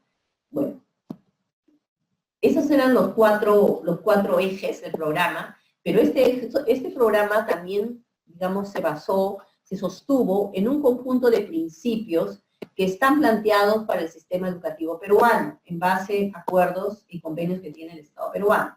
El principio del interés superior del niño y adolescente fueron principios que se trabajó mucho con el equipo del programa Valores y Disciplina en las escuelas, para que ellos puedan diferenciar en todas las acciones que se realicen con los estudiantes el principio del interés superior del niño, lo que es mejor para el estudiante, todo aquello que lo beneficie, es lo que se tiene que considerar. El principio de cuidado, protección y desarrollo, el principio de la no discriminación, el principio de la reserva, la confidencialidad y el derecho a la privacidad, ya que se trabajó muchas situaciones relacionadas a esto, a la vida de los mismos chicos, con los psicólogos, con los subdirectores de disciplina, con los coordinadores de tutoría, ¿no? Y el principio de la perspectiva del niño. También se trabajaron con enfoques que estaban, digamos, inmersos en toda la práctica que se ha desarrollado, en todo momento destacando el enfoque de derechos, el enfoque de desarrollo humano, de igualdad de género, ¿no? Y el enfoque restaurador de las relaciones humanas y un enfoque de interculturalidad. Todo esto se asoció, se trabajó junto a lo que se denominaron buenas prácticas para la convivencia en la escuela, ¿no? Que son un conjunto de comportamientos o acciones que las personas tenían que tratar de desarrollar en este proceso. Eso se refiere al respeto entre todos los miembros de las misiones educativas, la disciplina restauradora, la participación y deliberación como una estrategia importante para desarrollar una convivencia democrática, las normas actualizadas de modo participativo. Aquí debo mencionar que la Defensoría del Pueblo tiene dentro de sus funciones velar porque el Estado, porque las instituciones del Estado cumplan con las leyes, con las normas que pueden en este caso beneficiar y favorecer a los estudiantes. En ese sentido, ellos se encargan de hacer el seguimiento, el cumplimiento de la Ley 29719 y su reglamento. En ella, uno de los aspectos que tiene que trabajarse en las escuelas es la construcción de reglamentos o de las normas internas, ¿ya? De manera consensuada y participativa. Cosa que hemos visto que los reglamentos internos lo hace el equipo directivo y no es ni de conocimiento de los estudiantes. Entonces, en esta ocasión se hizo, digamos, se incentivó, se promovió que sean los subdirectores de disciplina o los psicólogos, sean los que promuevan esa construcción participativa de los reglamentos internos. El trabajo colaborativo, que es tan necesario para poder desarrollar acciones, digamos, que permitan el logro de objetivos. Bueno, y todo eso permitir una convivencia democrática en la comunidad. Entonces, como ustedes verán, es más o menos lo que ha estado en la base, como en principios, como enfoques. ¿Cuánto me falta? 10 minutos, ya, muy bien. Bueno, esto ligeramente, rápidamente, también tuvo un marco teórico, en este caso todos conocen el modelo ecológico, ¿no? Para poder un poco comprender todas las situaciones que se iban a vivir en la escuela y la relación que existe entre ellos, ¿no? Esto permitía poder ver que la labor de la convivencia es una labor de equipos, no es una labor individual o aislada de un tutor o de un psicólogo, sino que era una acción que se tiene que compartir y desarrollar con todos, ¿no? También hubo un soporte, digamos, que permitió poder comprender cómo se puede trabajar todo lo que era el aspecto de apoyo y orientación, mirando las condiciones de educabilidad, que es con la que los estudiantes, sobre todo en algunos colegios de Callao, en zonas de alto riesgo social, se identificó, estudiantes que vienen a la escuela con condiciones de educabilidad que van a afectar el logro de sus aprendizajes, y poder identificar también los factores de resiliencia personal que existen en las personas, en este caso en los estudiantes, para que, viéndolos ambos, poder, digamos, ayudar a que los estudiantes puedan superar situaciones de su vida que puedan estarlos afectando. Bueno, hubieron estrategias con las cuales se trabajó, destacar la estrategia de asesoría técnica y capacitación y de acompañamiento pedagógico, ¿ya? Y aquí quiero incidir en lo que es, digamos, algunas acciones que se trabajaron para poder promover la convivencia. O sea, partimos del convencimiento de que era necesario que la comunidad educativa, los docentes, los que iban a tener a cargo esta responsabilidad de promover en la escuela estas acciones, deberían estar preparados para poder realizar esta labor. Entonces, se trabajó con ellos, por ejemplo, y estoy destacando en rojo, todas esas acciones que ustedes ven, pero quiero destacar el taller de capacitación en prácticas restaurativas como una estrategia para mejorar la disciplina escolar, que fue dirigido a 70 psicólogos, 24 coordinadores de tutoría y también a 70 subdirectores de disciplina escolar, ¿no? También los psicólogos que fueron implementados en lo que es el reglamento de la ley 2919 que promueve la convivencia sin violencia, para poder saber qué acciones había que desarrollar y en el marco de qué, digamos, enfoque. Bueno, también aquí vemos que dentro de las acciones que se trabajaron para fortalecer la convivencia, no quisimos hacerlo sin que los docentes de las áreas curriculares comprendan la importancia de su participación. En ese sentido, se pudo ver en todo el proceso y tuvimos las evidencias a partir de las sesiones de aprendizaje que realizaron, la relación de estudiantes que participaron. Se trabajaron muchos proyectos colaborativos de orientación social, ya sea para poder contribuir a generar el bien común, para poder contribuir al desarrollo de valores de responsabilidad, ¿no? A través del área curricular de personas, familia o de formación ciudadana. También se pudo trabajar con los profesores de comunicación en una experiencia muy realmente gratificante y muy valiosa, de un primer concurso de lectura en valores.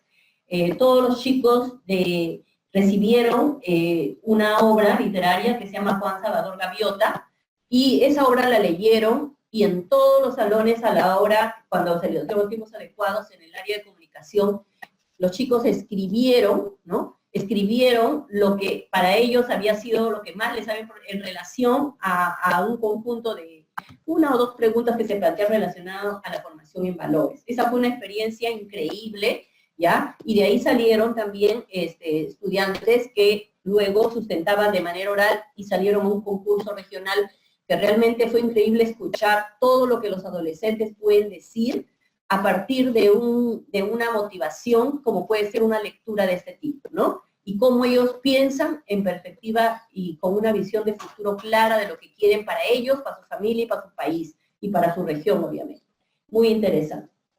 Bueno, también vemos que, bueno, lo que veo aquí, lo que estoy mostrando aquí son un conjunto de acciones que permitieron fortalecer el trabajo de la convivencia. Por ejemplo, se conformaron 70 comités de tutoría, valores y disciplina, en las cuales se incorporó al psicólogo y al subdirector de disciplina. Entonces fue un trabajo que se sumó con la labor de una persona que tenía tiempo para poder desarrollar esas acciones, que era el subdirector de disciplina, y el psicólogo, que también estaba 40 horas en la institución educativa, y los coordinadores, y se realizó un buen trabajo, obviamente mucho mejor en algunos colegios, donde había mejores condiciones y sucesión, ¿no?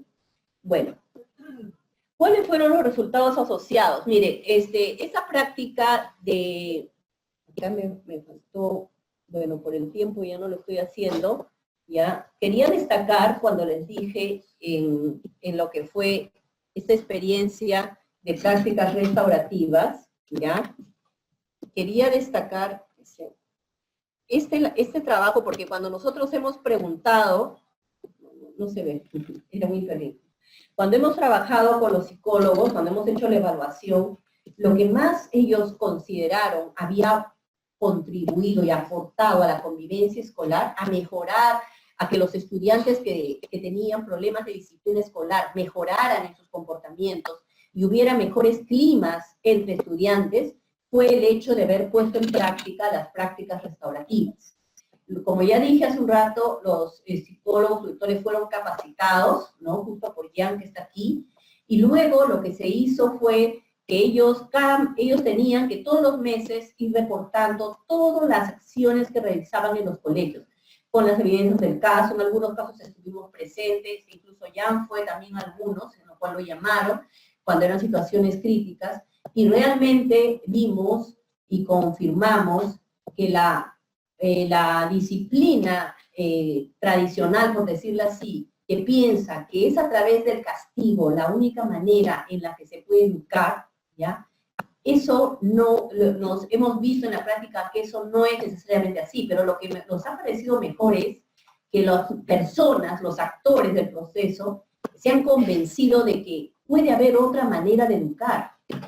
Cuando a veces preguntábamos y decíamos, chicos, los profesores se decían, pero ¿cómo educo entonces? Si no le hago nada, el alumno no va a aprender, el alumno no va a sacar una lección, ¿no? Estaban dentro de la lógica de la disciplina expiatoria y punitiva. Cuando se pasa al otro enfoque, cuando se pasa a la otra concepción, realmente se entiende de que puede haber otra manera, una manera más respetuosa del otro, una manera que realmente impacta en la persona que ofende, en la persona que ha agredido, y obviamente en la víctima que se siente reconfortada y se siente resarcida, ¿no? Esas experiencias se han vivido en la escuela, los mismos, como dijo Jan, los mismos estudiantes que agredían o los que habían ofendido, planteaban la forma como iban a restituir, cómo iban a reparar el daño.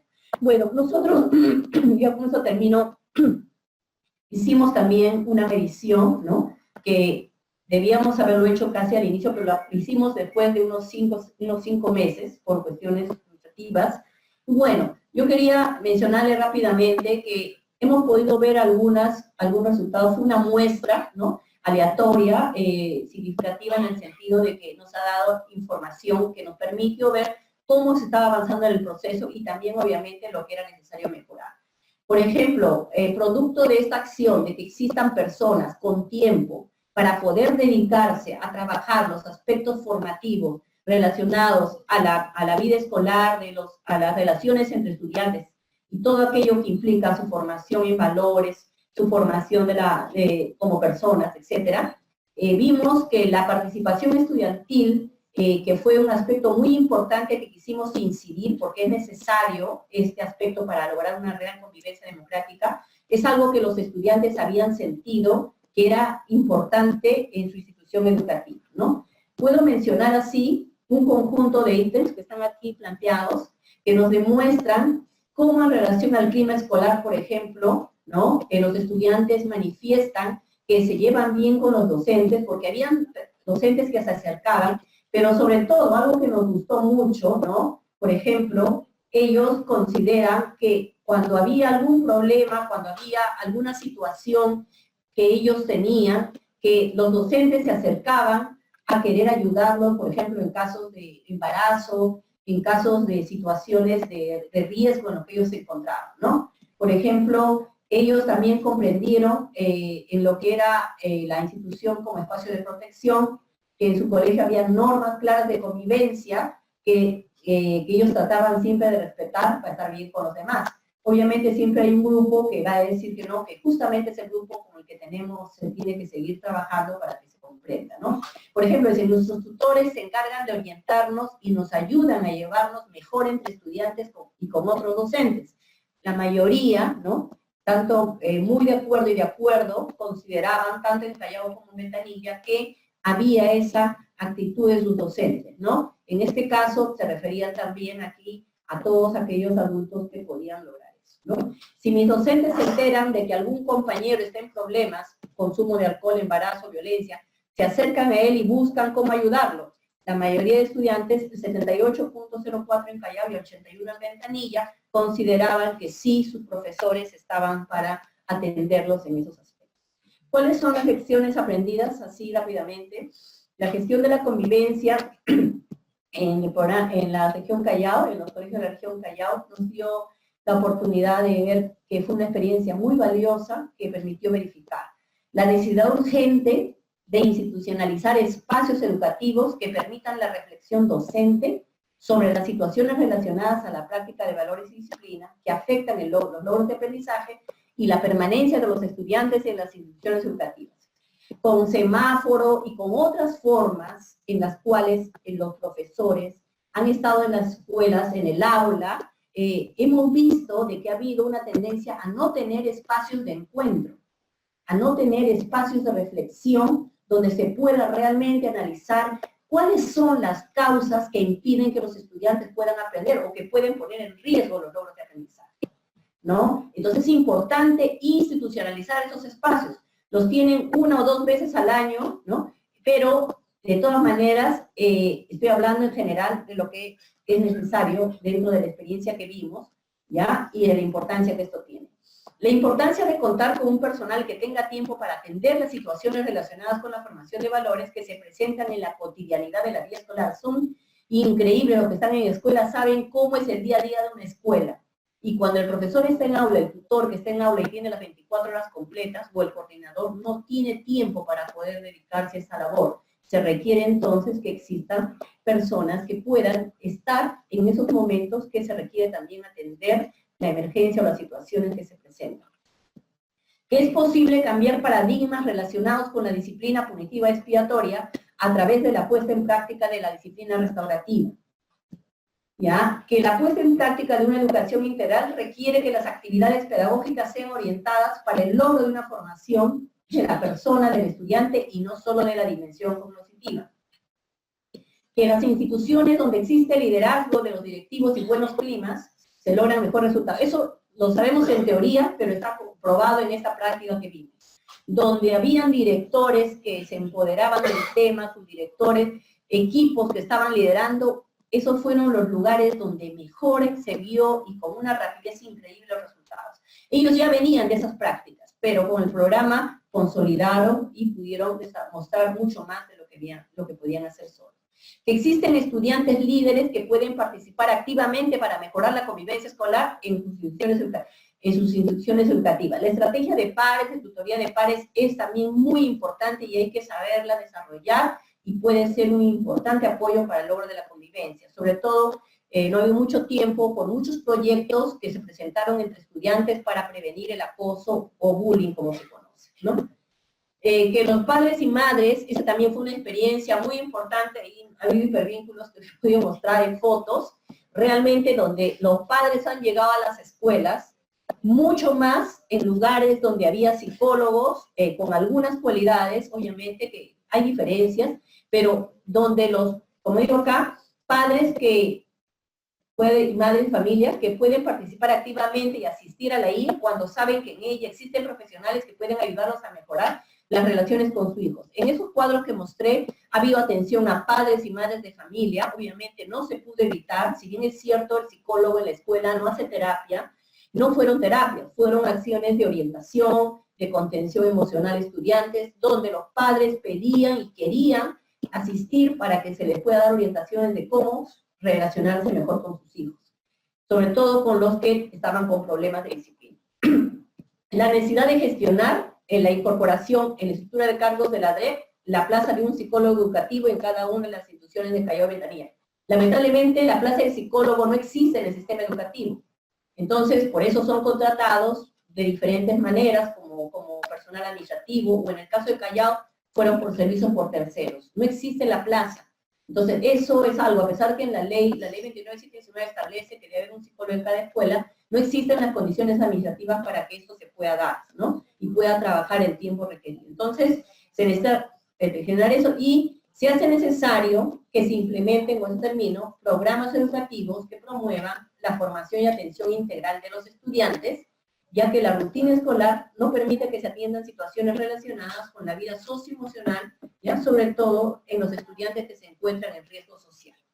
Bien, eso sería, digamos así, a un grosso modo, frente a las preguntas se puede ampliar un poco más. Muchas gracias. Bueno, hemos tenido las presentaciones en las conferencias. Por favor, formulen sus preguntas. Tienen papeles donde ustedes las pueden redactar para que luego las puedan recoger las personas que nos apoyan y levantan el papel para hacer presente la pregunta y sea llevada a la mesa para luego ser respondida por los conferencistas.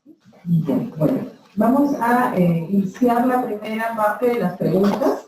Estas se han tomado de internet, están dirigidas para allá, vienen de esta manera. Ante una situación de ciberbullying, ¿cuál sería la acción reparadora? Las leo, las va respondiendo, las leo en conjunto. ¿Sí? Tengo entendido que por cada falta debe existir una acción reparadora. Por favor, mencionar ejemplos, sobre todo si es una falta muy grave. Y en este caso, esta tercera, es sabido que ante una falta muy grave, el estudiante no puede ser separado de la institución, sino acudir a una asistencia psicológica externa. En esta situación, ¿cómo se podría o se pondría una acción reparadora? Escuchamos. Bueno, gracias por la pregunta. Lo interesante de ver que las tres preguntas tienen que ver con comportamiento inadecuado, ¿no? Y pruebas que nos enfocamos siempre sobre resolver conflictos. Preguntas muy importantes y pertinentes, no las discuto, pero muchas veces digo, ¿cuánto tiempo a veces perdemos en querer gestionar conflicto cuando deberíamos enfocarnos en crear un sentido de comunidad, conocernos? Y sinceramente, la experiencia dice que la cantidad de tensiones y conflictos entre alumnos profesores, entre el profesor mismo, que hay que trabajar con ellos también pueden practicar eso entre ellos, y profesores y padres de familia, tendríamos mucho menos. Bueno, ciberbullying. Hay dos cosas que quiero decir que cuando hablé de dos prácticas formales que son los ciclos. Quiero decir que los ciclos primero es crear comunidad, conocernos, conectarnos.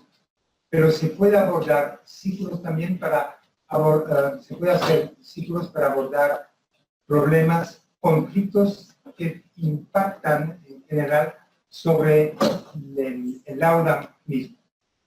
Un ejemplo podría ser que, imagínense que, voy a responder un poco a las tres a la vez, ¿no? Me preguntan un tipo de preparación.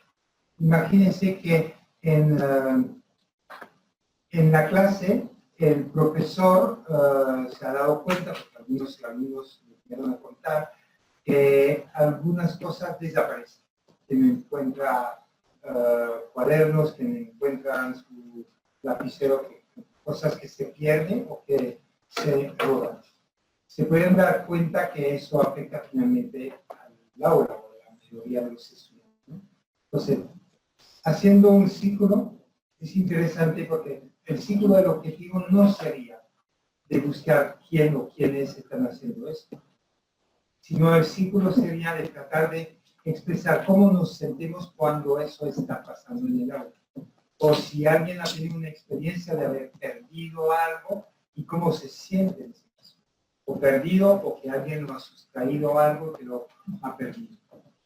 La idea es tomar conciencia de cómo tal hecho me puede afectar o nos puede afectar. Y lo otro es de qué podemos hacer para que eso no vuelva a suceder. Se da cuenta que mi objetivo no es buscar quién lo está haciendo. Porque en caso que la persona que lo está haciendo si hubiera una persona que sí sustrae esas cosas, que se lo lleva a casa, estaría presente, puede pasar, digamos, 4 opciones.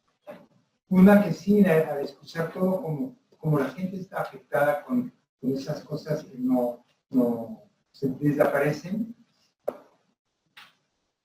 podría, es raro, pero reconocer en el mismo ciclo que es el que lo hace. Es difícil que ocurra, pero es una opción. La segunda es que ese muchacho o esa muchacha se da cuenta de lo que está pasando y cómo afecta. Y podría, quizás el día siguiente o 2 días después, regresar lo que ha sustraído de una forma que nadie lo ve, ¿no? Así postadito como si reaparece. Tercera opción, quizás ha reflexionado, pero no tiene la capacidad de decir, lo devuelvo o tengo miedo que me descubren cuando lo devuelvo incluso en un lugar ahí, pero que no vuelve a cometer ese tipo de acto. Y tercero, que quizás no le importa y seguirá haciendo. haciendo lo mismo. Pero tenemos más probabilidades que cambie su comportamiento trabajando en círculo y que aprenda de cómo esa acción puede afectar. Pero también la clase puede aprender qué podemos hacer para que eso no vuelva a suceder. Como, por ejemplo, cuidar mejor sus cosas, que quizás será el aula cuando es el recreo. Quizás algunos dirán, alumnos, que hay que controlar todas las mochilas de la salida del curso. Quizás hay que lanzar una pequeña conversación sobre este tema. ¿Qué queremos? ¿Que las escuelas se convierten en cárceles y controlamos todo? ¿O que queremos más bien crear una de confianza de no hacer ese tipo? Eso es realmente aprender y ser ciberbullying. Habría que ver si se trata de una persona que constantemente lo insulta o ponga imágenes, y si sabemos quién es esa persona, podríamos hacer una reunión de eso aquí. Pero también podríamos tocar el tema como tema en un círculo resolutivo, sabiendo qué es el ciberbullying. Si ellos reciben tal cosa, ¿cómo reaccionarían? Lo que queremos es que reflexionen, no que le damos toda la respuesta, pero qué experiencia tienen, qué saben sobre ese tema, ¿no? Y vamos entre ellos mismos completar, por lo menos la profesora indicar en ese sentido. Si hay una reparación por cada acto, sí hay reparación, pero hay varios tipos de reparación. A veces hay reparación simbólica, que sinceramente comprometerse a que no lo vuelva a hacer, mostrar remordimiento y decir, me disculpo, pero una sincera disculpa, que no fue forzada, ¿no? Reparación de devolver lo que hemos sustraído o volverlo a pagar si he destruido algo, etc. Lo interesante es que esa respuesta esa propuesta de reparación viene de distintas personas. Primero podemos preguntar al ofensor mismo cómo piensa arreglar las cosas, pero también la persona afectada también puede proponer cómo quisiera ser reparada.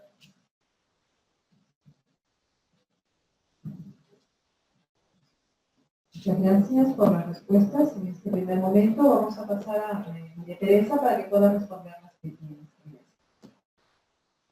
Bueno, son muchas preguntas y diversos puntos, ¿no?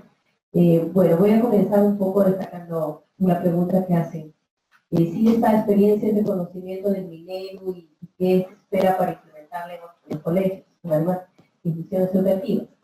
Bueno, esta experiencia sí es de conocimiento del milenio, porque en todo lo que son las estrategias que tiene nuestra educación, tiene representantes en cada región que vienen para hacer seguimiento de los compromisos de gestión. Entonces, esta experiencia, este programa educativo aportaba el compromiso de gestión de convivencia. Entonces, ellos sí tenían conocimiento que en la región Callao se estaba desarrollando este programa y que se habían sacado normas específicas para la región, por mencionar, ¿no?, la norma que conformaban los comités de tutoría, valores y disciplina, que mi educación tiene los comités de tutoría y de convivencia, los comités de convivencia. En cambio, en la región Callao se vio por conveniente no tener tanto comité ni crear uno nuevo, sino más bien integrar el comité que ya existía en la escuela, que en esencia está conformado por los tutores y el coordinador de tutoría. Entonces, lo que se hizo fue sumar más que restar. Entonces, y esa fue una buena experiencia. El coordinador de tutoría seguía siendo el coordinador, tal como sus funciones lo establecen, pero a la vez existía este subdirector de disciplina, que como dije en la presentación, era un docente líder que tenía capacidad para resolver problemas, que era un docente que tenía, digamos, un reconocimiento en la comunidad, de tal manera de que pueda él asumir esta labor de poder entrar a los salones, reunirse con los docentes, incluso monitorear que los profesores sociales estén haciendo las sesiones para promover los valores, la convivencia, los proyectos. O sea, estábamos hablando de alguien que, además del subdirector, que tiene su función de hacer el acompañamiento pedagógico, etcétera, era una persona que se sumaba, no era una persona que que entraba tener un cargo o un rol así como para proponerse sobre esas funciones, sino todo lo contrario, ¿no? Entonces, ¿pero qué pasa? Para mí el problema es fundamentalmente presupuestal, ¿ya? O sea, poder, por ejemplo, ahorita vemos que en los colegios de jornada completa existe un psicólogo, ¿no? Ya, el psicólogo está solamente en los colegios de jornada completa, pues no es la mayoría de colegios, ¿no? Pero todo eso, como dije, implica un presupuesto, implica una serie de aspectos que obviamente me parece todavía no se han podido, digamos, hacer de esa manera. Cuando estuvimos en el ministerio, se quiso hacer y nos encontramos con el problema ligado a eso, al presupuesto. Y aquí hay un hecho también, que según las normas, el psicólogo es un profesional de la salud y se encuentra inscrito en el Ministerio de Salud. Entonces, quien tiene la plaza de psicólogo es el Ministerio de Salud. Cuando en algún momento hicimos una gestión para que pase a los colegios, era todo un tema que Salud tenía que trasladarle presupuesto a Educación para que contrate psicólogos. Pues como eso no se iba a dar, porque Salud siempre estaba en emergencia, igual que Educación, estábamos con procesos de racionalización docente, o sea, siempre han habido cuestiones que han ido impidiendo que se pueda efectivizar la política, pero en realidad, a mi modo de ver, es un problema de voluntad política. Pienso que se ha priorizado y se sigue priorizando durante todos los años el tema de la matemática y el lenguaje, y nadie está en contra de la matemática y el lenguaje. Esas son herramientas que al final le permiten a una persona poder desenvolverse, pero cuando hablamos de formación de valores, de disciplina, de formación de sentimientos, de emociones, de saber resolver problemas, pensando en el otro, en el bien común, estamos hablando ya de comportamientos complejos que no se pueden dar en una clase como una lección. Como lo dijo ya en su momento, y acá hay varias preguntas, por ejemplo, también relacionadas a si esto se puede hacer con niños, etcétera. Claro que sí. O sea, pero eso requiere tiempo, requiere espacios, no requiere, quizá habría que ir cambiando un poco la forma como hasta ahora hemos pensado la educación, que es en un lugar sentado frente a un profesor, o sea, y eso ya está escrito, ya está dicho, sino que yo creo que habría que ir viendo que los colegios tienen autonomía, tienen la capacidad de poder hacer proyectos educativos, institucionales, fundamentados sobre la base de un diagnóstico. Como yo siempre les he dicho cuando trabajo en capacitación, a ustedes no les impide a nadie, un director, que sustente ante el especialista que diga al colegio, mire, esto es lo que hemos priorizado, de esta manera vamos a desarrollarlo. O sea, poder trabajar los contenidos del currículo no compiten o no están en contra de poder trabajar la formación en valores o la disciplina escolar. No está en contra. Lo que pasa es que estamos como muy encasillados, como muy cerrados en esquemas que nos impiden hacer ver que podemos tener otras estrategias y otras maneras.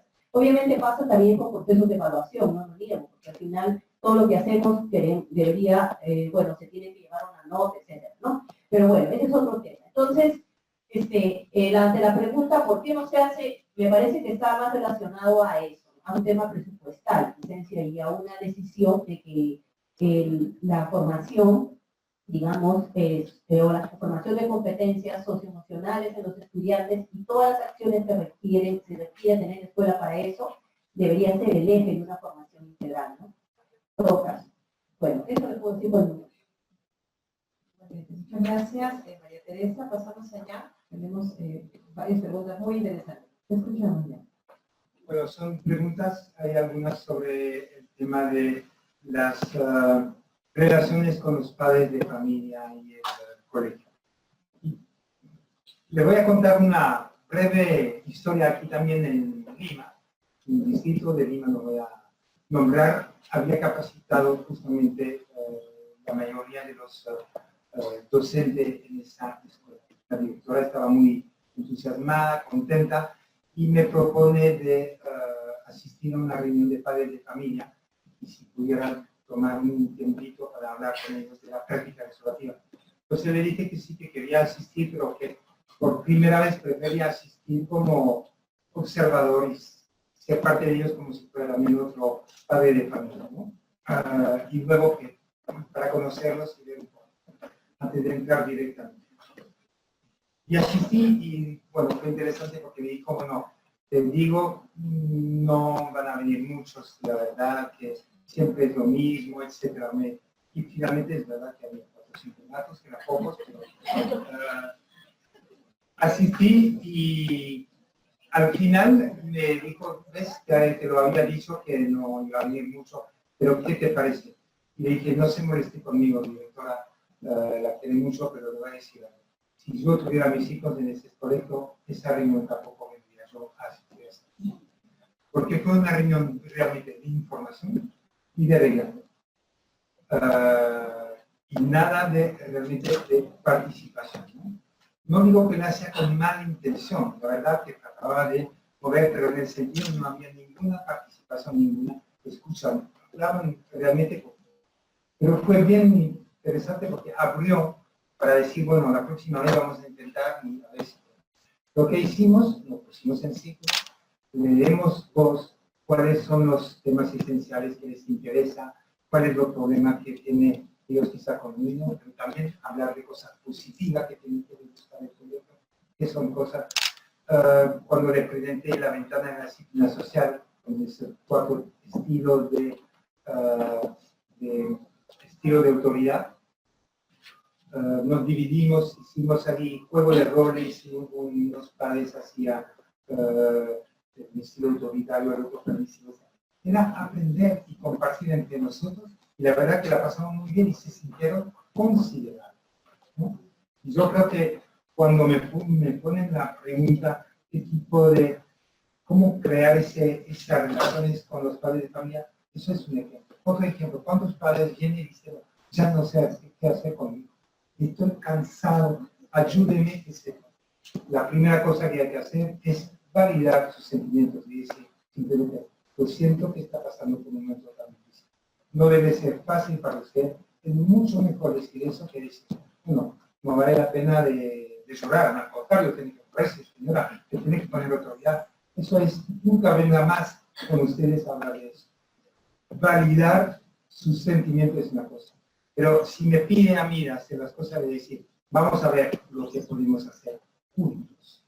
Pero ninguna cosa que decir voy a hacer yo solo, tomar el caso, etc. La tenemos que involucrar desde un principio. Y quizás buscar qué hacer y a ver si que funciona. Escuchar lo que tiene que decir, ¿no? Son cosas, yo creo que son muy, muy importantes. Trabajar en círculo con los padres.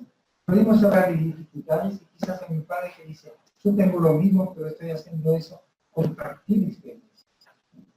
Es decir, cosas que crear relaciones, tocar relaciones entre los padres y el cuerpo docente. Bien, escuchamos a María Teresa, unas preguntas. Dos preguntas que creo que se relacionan. Dice, ¿qué opina de las asambleas de aula? Y luego, ¿cómo fue el proceso de actualización de normas de forma participativa? Bien, esta labor estuvo a cargo, como dije, en experiencia, a cargo de toda disciplina, ¿ya? Y los psicólogos también apoyaban en este proceso en las situaciones que podían hacerlo, porque ellos también tenían su propia función. Sin embargo, la asamblea de aula fue una de las estrategias, digamos, más importantes, porque la idea era de que con los tutores, porque es una labor que también se coordina, en ese sentido, se pueda utilizar desde el espacio de la asamblea de aula, digamos, exista el aprendizaje de los estudiantes de poder comenzar a opinar sobre las normas de la institución, sobre aquello que algunos ni conocían, ¿no? Pero también en un primer momento ellos elaboraban sus normas de convivencia, como todos ya sabemos, ¿no? Entonces, se hacía participar, se daban opiniones en relación al uniforme, en relación a las diferentes, todos los aspectos que hay en un reglamento. Habían estudiantes que decían que sí, que al colegio se debería venir con un comporte pelo bien corto, etcétera, etcétera. Había otros que opinaban que no, que eso no era lo importante, que lo importante es estar ordenado. O sea, se dieron, según lo que nos comentan, según las experiencias, lo que pudimos ver, se daban unos debates muy interesantes, se daban unas experiencias, digamos, de intercambios muy valiosas, que para nosotros eso es lo formativo. Era lo formativo, porque para nosotros, si bien es cierto, al final el producto que tenía que entregar el subdirector era un reglamento consensuado, que haya recibido aportes, para nosotros lo que nos interesaba mucho era destacar la experiencia que se había vivido en eso. Entonces, ese era un espacio. La forma era luego que los chicos hacían como un acta del salón, donde firmaban lo que ellos habían acordado y la sugerencia que le daban al docente tutor para que lo lleve a su director. O sea, esa experiencia fue la que se recogió, ¿ya? Y luego también se trabajó con docentes, tutores, en las horas que tenían libres, que ahora hay horas colegiadas que llaman. Ahí se pudo también que los muchos profesores comenzaran a opinar, ¿no? Eran espacios en realidad que se les traían a la rutina escolar, porque no se podía interrumpir clases, es cierto, y no todos los docentes quieren quedarse, definitivamente no lo hacen. Entonces, como que se vio estrategias de tener horarios. ¿A qué hora los profesores están libres? A esa hora iban al lugar donde estaban a coordinar con ellos, o ya se ponían de acuerdo. O sea, diversas estrategias, ¿no? Ahora, muchos de estos documentos quedaron como una propuesta en la dirección para que la dirección en el 2017 lo pueda efectivizar. Pero había también de parte de algunos docentes que no participaban de la manera que se espera, porque no todos, obviamente, de una primera intención entran a esta forma de trabajo, opinión de que sí debe haber castigos duros, que debe haber expulsión. Ese era todo un debate que realmente muchos tuvieron que, de los directores psicólogos, digamos, saber manejar, porque todavía existe una mentalidad muy represiva de cómo se debe manejar la disciplina y los malos comportamientos en los estudiantes. De verdad que las preguntas están muy interesantes, tanto para Jan como para María Teresa, pero ya estamos llegando al cierre de esta presentación. Para poder cerrar con algunas ideas, me gustaría compartir con ustedes, ¿no? En relación a las prácticas restaurativas, solamente promover la justicia restaurativa, donde son atendidas las necesidades de las personas con acciones inclusivas. Las prácticas restaurativas contribuyen a promover un crecimiento y desarrollo personal con respeto mutuo. Los seres humanos somos más felices cuando hacemos las cosas con ellos, no contra ellos ni para ellos. Y el enfoque restaurativo enfrenta el problema con respeto, aplicando un proceso justo, ya que nos ayuda a generar participación. En cuanto a la presentación de María Teresa, podemos destacar que este brillante trabajo de investigación resalta datos que, si bien los vamos a encontrar en muchos colegios, nos ayuda a dar una mirada al interior de las convivencias y cómo podemos, a partir de las prácticas restaurativas también, poder generar mejores niveles de convivencia, promover la formación de la persona, no solo la cognición, generar estrategias con pares, involucrar a todos los actores para poder promover un espacio de convivencia saludable. Muchísimas gracias a Dori Yedí, a Diego, a la participación de todos ustedes, por la participación en el Muchas gracias a todos por su participación.